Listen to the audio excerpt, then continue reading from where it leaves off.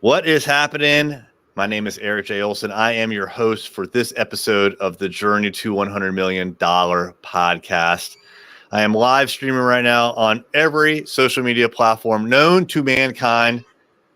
But what I'm doing at this point is we had another new person join the team. And like always, I like to bring new members of the team onto this podcast and then a live broadcast at the same time to kind of introduce them to the world, let you know what we're doing.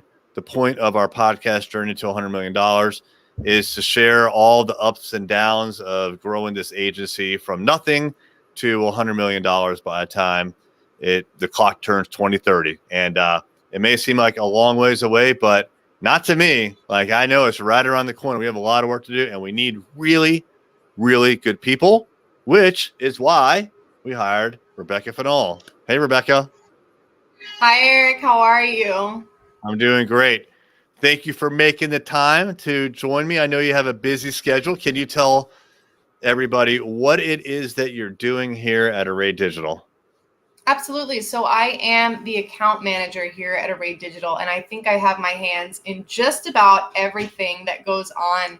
And I've only been here about 2 weeks, I think, maybe just over 2 weeks, but I am loving it so far. I am working with all of our different teams, our advertising team, our SEO team, our web design team, and got my hands in all of those projects that they're doing for all of our different clients. And I'm kind of the point person, the go-to person that makes sure everything gets done. So, yeah. Are we keeping you busy? Is there enough work here for you? I'd say there's enough work. I'm definitely busy, but it's work that I enjoy. So. Oh, cool. So Rebekah is our newest account manager.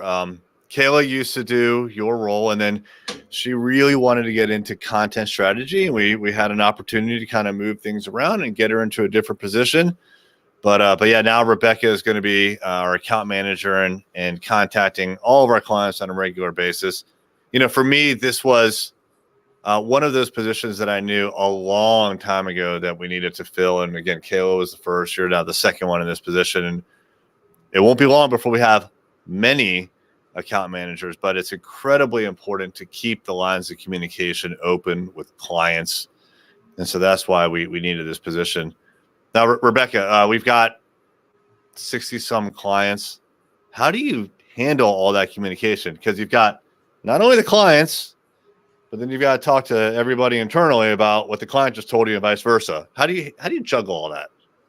I think it's mostly about prioritizing first and foremost, making sure, I have lists of what I need to do for the day, of who I need to get in contact with. And so that's, really the first step, the prioritizing which clients need to be spoken to first. Another thing that I'm doing that I've talked a little bit with, I think I mentioned it to you, but I know I've talked a lot with Gary about it, is I have this vision of creating like not necessarily a spreadsheet, but something where every client lives, and it has just a map of how often are we contacting them? How often are we meeting with them? Who is their sales, or all these different things that we can see at a glance, to really make sure that we are getting in contact with these clients on a regular basis and they're hearing from us all the time. Because like you said, with 60 plus clients, it's a lot, and it's a lot to keep track of. So that's one of the things that I'm doing my best to implement in this, walking into this new role. So yeah. There is a lot, and you're right. And I have a similar vision when it comes to organizing our clients, and it starts way in the beginning for me because I'm involved in sales. And I know that the moment that a contract is signed, there's just a whole bunch of stuff that needs to be done, and it all funnels into operations and what you're doing. But I would love some system where one day, and it's electronically signed, and then the computer just takes over and it creates all the tasking based on what check boxes are checked, and everybody gets their tasks, and then there's all sorts of follow-ups, and just to organize all of that. And we have systems now, but it has to be kind of glued together in a lot of cases with things like Google Sheets, or for other people that don't use Google, like Excel. Unfortunately, that's where we're at right now. I'm sure you've looked at our client matrix sheet and you're like, wow, there's a lot of information here. I spent a lot of time in the client matrix, but yeah, that sounds like a dream. I would love something like that. And that's something that we're going to be working toward. So you may not know this, but in my previous life, I was a computer programmer, and I would put together data intensive web applications, like custom applications. And I always want to like dust off my coding skills and just start like banging out this application where all that could be done, but it would be a big one. And another kind of issue that we would have with something like that is we're constantly changing, we're constantly learning and improving. And each time, if we had software like that, each time we change, guess what? The software would have to change. It would be like a lot of work. Right. Yeah. So cool. You know what? I kind of skipped over like the intro part. Can you tell us a little bit more about yourself? Where do you live? Like, okay. Yeah, all those kinds of things. Sure. So I live in Miami. I'm born and raised in Miami. I spent a few years in Texas, in Fort Worth, but I've been back here since 2017. I got married. I had a baby. So I have a daughter. She's 18 months old, and she is just the most hilarious and fun little girl. Fun fact, we speak only Spanish at home. I know by looking at me, that's not necessarily what people think of, especially when you hear me speak English. But we speak exclusively Spanish at home. What else? What else is fun about me? All kinds of stuff. But that's the gist. Well, when you told me that you speak fluent Spanish at home, I was like, I would have never guessed. Now you are in Miami, so you're probably a little bit exposed to the Spanglish language every once in a while, but that's really interesting, and also that you're raising your daughter to be fluent in Spanish, which makes obviously a tremendous amount of sense.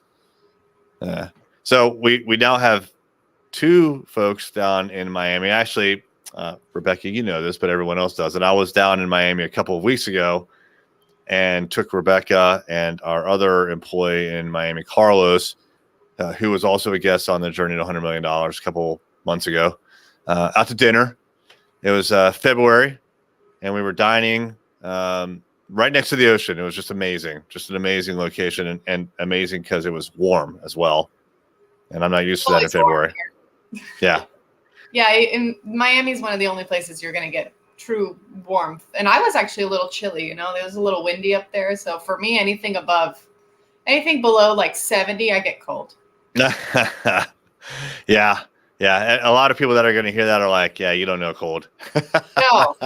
No. I've seen snow a couple of times. It snowed when I lived in Texas twice. And that's miserable for me. Like, I much prefer the sun. I can deal with the rain that Florida has, no problem. But I can look at the snow. It's pretty. It is pretty. Yeah. It's fun to play in, and then you want it to go away. Right. Yeah. About 5 minutes. That's all you get from me in the snow. So what is interesting about you being bilingual is now we have 3 people on the team that are fluent in Spanish. And we're starting to talk a lot more about a Spanish offering, which would be incredibly interesting. And I've done a little bit of research.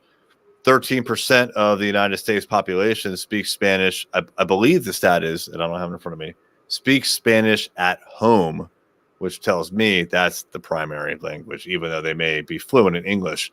Right. They prefer Spanish. That's a lot. We have 300 some million people, so roughly 50 million Americans, if my math is right, I think it is, are primarily Spanish speakers. That's a big population. Have you ever worked in a Spanish primary business? Yes. Or one that offered Spanish?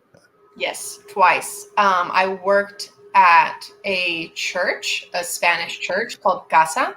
I actually still am a member of that church.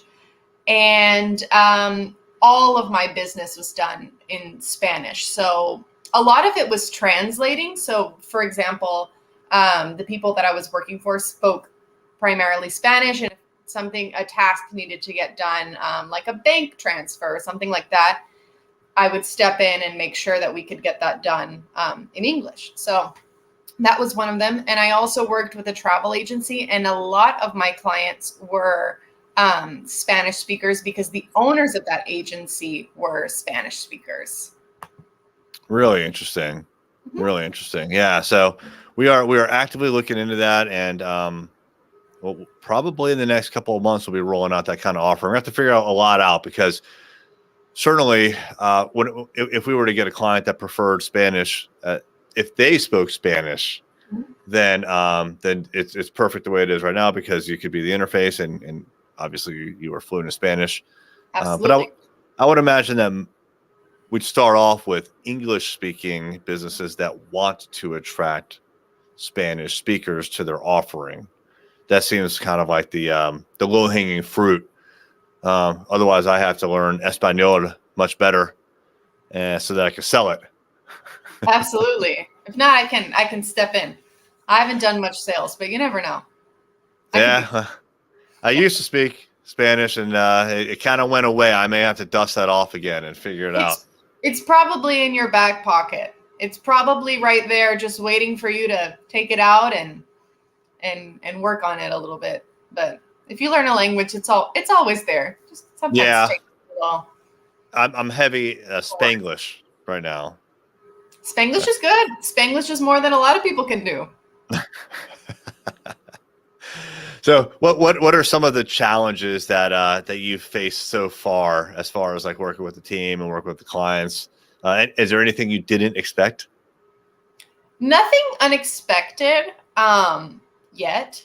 Not to say that something couldn't come up, but I think my main challenge is not having like the full picture a lot of times. Like I'll get a request or a complaint of something I have never seen before, and I kind of just have to figure it out and, make the client happy at the end of the day, or figure out how to make them happy at the end of the day. And so that's been a little bit challenging, but not something that was unexpected. I mean, walking into a new role where there's a lot of historical data and a lot of clients, you're bound to run into that.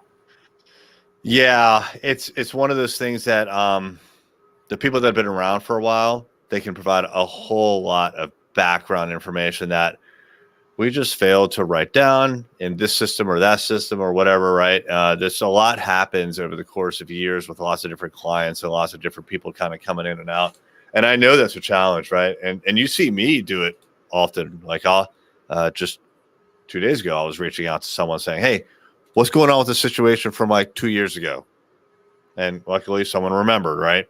Otherwise, you have to do a whole lot of digging. So although it would be nice to have everything documented, the reality is it would take forever to document everything, and there'd be volumes of this documentation that you would never be able to even look through. So it is helpful and important just to be able to be like, hey, everybody, I got a question about this thing. And then someone will pipe in and tell you what's up. But I get it. It's a challenge. I appreciate you being patient about that. All comes with the territory. All right. So your vision for the future, we're talking about some sort of a software system. Yes. I mean, maybe not even software, I'm doing research. This is phase one, just the dreaming part, but something where mostly for myself as the account manager or any future account managers, just a way to keep track of how often these people need to be contacted, how often our clients need to be contacted, how many meetings they're having, based on the tier of the client, how many services do they have with us, kind of all of those things kind of influence how often or not somebody needs to be contacted. So it's like it's in my head, and we're working on how to get it out of my head, but I think it's going to be a useful tool once it exists, for myself and for any future person that comes in to the company as well.